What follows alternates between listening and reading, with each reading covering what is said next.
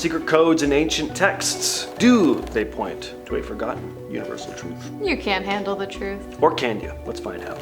First up, we have an encrypted manuscript that took the combined efforts of an international team in order to decode. The Copiale Cipher is a 105-page German text using codes and symbols that lay undeciphered for more than 260 years. Even scientists at the German Academy of Sciences at Berlin couldn't figure it out. That is until Kevin Knight of the University of Southern California Information Sciences Institute came along. They were able to decode the thing in 2011 and found it had been written sometime in the 1730s by a group called the High Enlightened Oculist Order of Wolfenbüttel. They were oculists. The first 16 pages of the book outlined an odd initiation ritual where the recruit would have an eyebrow hair plucked after failing to read a piece of paper. Next up, we have Codex Zacynthius, a Greek New Testament, and also a palimpsest, a piece of text where the original writing was erased and replaced with new text. However, the old text is still slightly visible. It was in 1861 that researchers first discovered the hidden text among the pages of the Codex Zacynthius. In 2014, Cambridge University raised £1.1 million, that is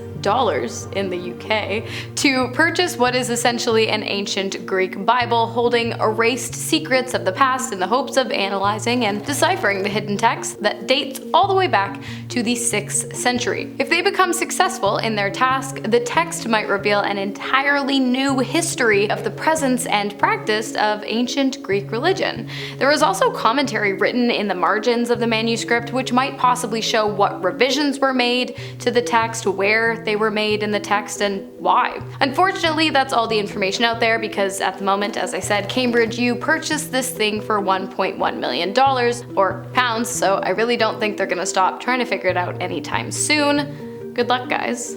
And also, I do know what pounds are, but I know some of you might not. Alright, here's a code that I would love to be able to solve, one that leads to buried treasure. The Beale Ciphers are a set of 3 mysterious documents that are said to contain the location of a hidden treasure buried by Thomas J. Beale in the 1820s. Now, according to the story, Beale and a group of adventurers discovered a large sum of gold, silver, and jewels during an expedition in the American West. So they transported this treasure to Bedford County, Virginia, and then buried it somewhere. If you were smart enough, you'd be able to decode the ciphers and find it. The first cipher is said to describe the exact location of the treasure. Obviously, this is the most important one. The second lists the contents, and the third gives the names and contact information of the heirs to the treasure. Beale left these ciphers with a trusted friend, Robert Morris, along with a letter explaining how important they were, their significance. Beale promised to return and provide the key to decode the ciphers, but then he was just never heard from again, so Morris eventually shared the ciphers with the public in the hope that someone would be able to decipher them. This was the trusted friend he left them with. Till this day, though, only the second cipher has been partially decoded, which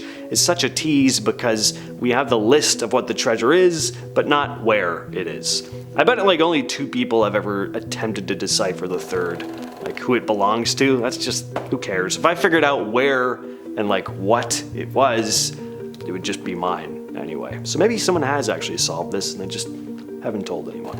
Next up, we have Novgorod Codex, discovered in 2000 during an excavation in Novgorod, Russia. The Novgorod Code is the first hyperpalimpsest discovered to date. As I mentioned before, a palimpsest is a manuscript written over previous erased text. A hyperpalimpsest is a palimpsest where text has been erased and written over many times. The script dates all the way back to the 11th century, and it is written in Cyrillic or Slavic script on 3 pieces of waxed wooden tablets. During an inspection of the relic, archaeologists were able to make out a number of previously unknown Slavic compositions or pieces of music of native origin. As for the rest of the hidden text, it's incredibly difficult to decipher, due largely to the fact that it has been erased and written over so many times in identical handwriting, making it nearly impossible to distinguish one layer from another. And researchers believe there could be dozens, if not hundreds, of forgotten thin layers etched into the tablets. It also doesn't help that it was written on wood, which has cracks and irregularities that can sometimes be mistaken for pieces of lost text. I hate to say it, but this ancient text just might end up staying in the past, holding secrets that might never be revealed, or at the very least some absolute bangers that we're just never gonna get to hear. The Shugborough Inscription in England. The inscription is a sequence of letters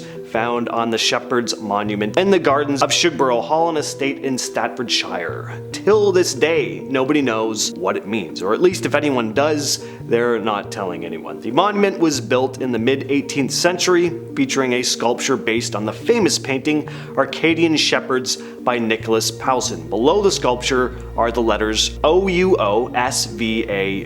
written between a D and an M, slightly below. One theory is that the inscription is a code left by the Knights Templar. As for what it means, could point to treasure or precious artifacts, who knows, but that would be incredibly cool. Apparently the estate gets bombarded with visitors claiming they've solved it though, which would be super grating. One staff member in 2014 said they get about 5 or 6 people a week. That's a lot. Next up, I'm not really sure if you would call this next one a secret code or even an ancient text, but it's definitely historical and incredibly puzzling, and I just felt like I had to share it with you guys. We're friends, right? It's an inscription on the former President of the United States, Abraham Lincoln's watch. An inscription that reads, "The first GUN is fired, slavery is dead, thank God we have a president who at least will try." The inscription was made by a watchmaker named Jonathan Dillon on April 13th of 1861, and it lived in Lincoln's pocket until his assassination on April 15th of 1865. For 4 years, Lincoln kept the watch in his front pocket, never knowing what Dillon had written, and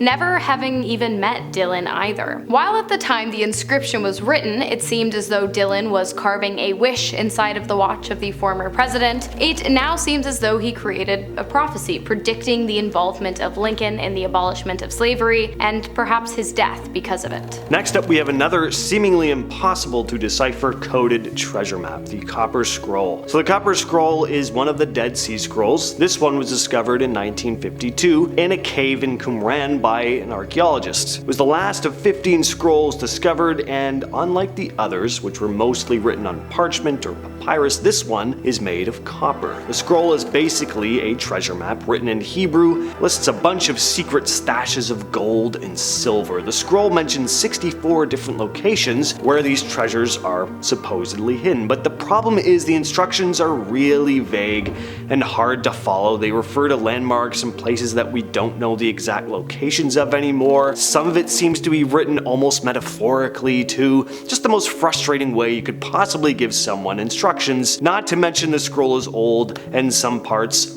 are damaged, making it even trickier to figure out. Some people have been trying to figure it out for decades, but so far, no luck. Some think the treasure might have been taken a long time ago, but others believe that it's still out there waiting to be found. Next up, we have Codex Selden, a pre-colonial Mexican manuscript that was lost for almost 500 years after being buried under a layer of gypsum and chalk. The manuscript is made of leather strips covered in a plastic-like material, and it contains a plethora of hidden secrets within its images of kings and their councils, sticks and spears, red-haired women, a reoccurring prominent figure, and of course hieroglyphics. There is an obvious lost history hiding within the text. Only problem is, no matter how hard historians have tried, they have yet to figure out what that history is. The process of scanning and deciphering the manuscript is ongoing, but what has been discovered so far is fascinating, as the aforementioned images in the codex seem to be describing what life would have been like in Mexico prior to the Spanish conquest. Alright, this next one isn't technically ancient, as it's a sculpture created in 1990, but I guess depending on how old you are, you might view that as ancient. Anyway, the fourth coded message on it has yet to be solved, and it is one of the most famous unsolved codes in the world. It's found on the CIA headquarters and was created by artist Jim Sanborn. It's a large, curved copper structure with 4 sections of encoded text inscribed on it. Each section contains a different cipher, and out of the 4 encrypted passages, 3 have been deciphered. Section 1 reads, "Between subtle shading and the absence of light lies the nuance of illusion."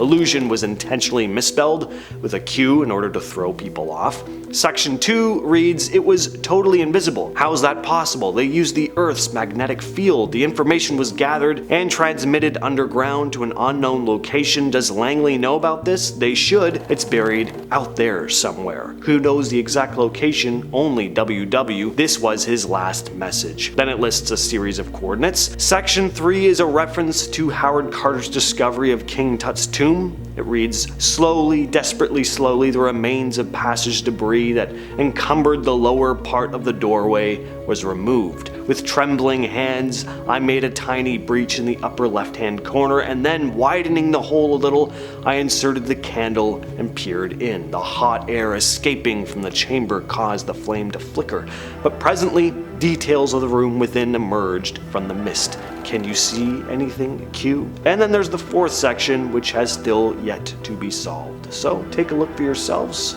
See what you got. And finally, we have not just one ancient text, but an entire library filled with unknown ancient texts belonging to one of history's most well-known philosophers and polymaths, Aristotle, who popularized the belief that everything has a final end or purpose, and everything aims at some good. In 335 BC, Aristotle left Macedonia and moved to Athens, where he opened a school and a library, which Aristotle filled with a large collection of carefully curated books and other pieces of text. It was the first private library in Europe. After Aristotle died, the library was maintained for him by Theophrastus, a philosopher and former student of Aristotle's. Unfortunately, after the death of Theophrastus, the library fell into disarray, and the books were either lost, destroyed, or taken to other libraries or for private collections. Today, there is really no way of knowing what books were kept in the library of Aristotle, what notes he would have written on them, which ones the world has seen, and